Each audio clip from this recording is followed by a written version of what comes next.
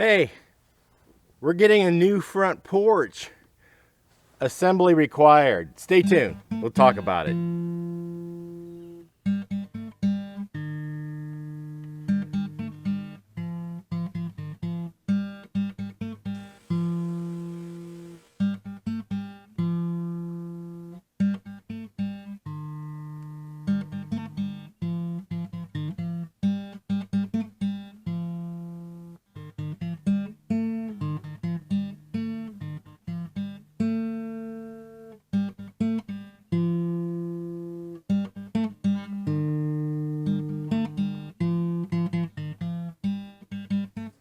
Hello, welcome back to Pine Meadows Hobby Farm. I'm your host, Jerry Hansen. My front porch is falling apart.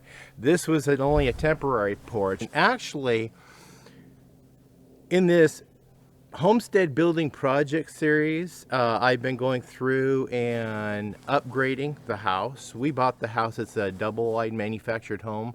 I purchased it for about $10,000. Brought it home, set it up, and put a foundation under it. We've got a video on building the foundation. Got a video kind of showing you how I put the place together myself. Painted it, upgraded it. And this porch originally was the back porch of this house when we purchased it. So we just picked it up, moved it over here. And the back porch, now the back deck, was the front porch. It was the front deck, as you see here in this show.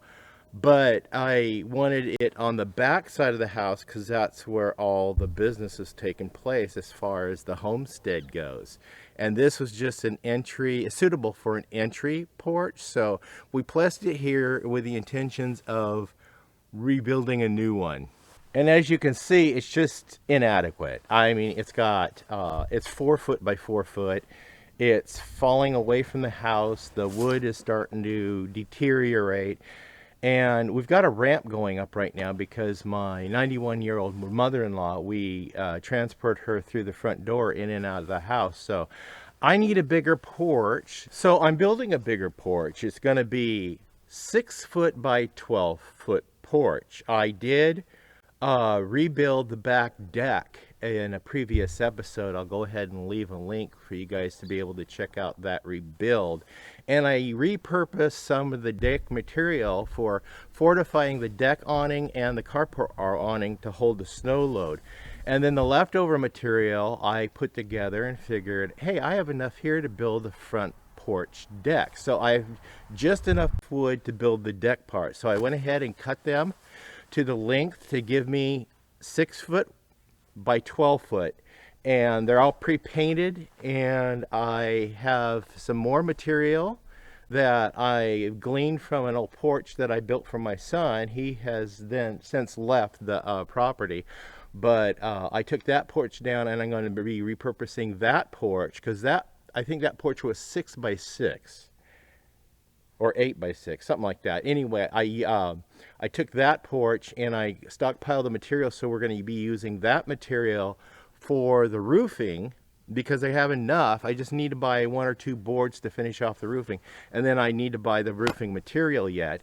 And then I went down yesterday to Lowe's and purchased a bunch of timber to help frame the deck, which we're going to be building. So right now I just got to offload this material, stack it over there, get it ready to start cutting, and then move my roofing material over and stack it. And then this will be my area where I'm going to work because it's getting into nasty weather, and hopefully I'll have at least a day of clear weather to build the deck, to construct it. So let's get this offloaded. This is all 12-foot long stock.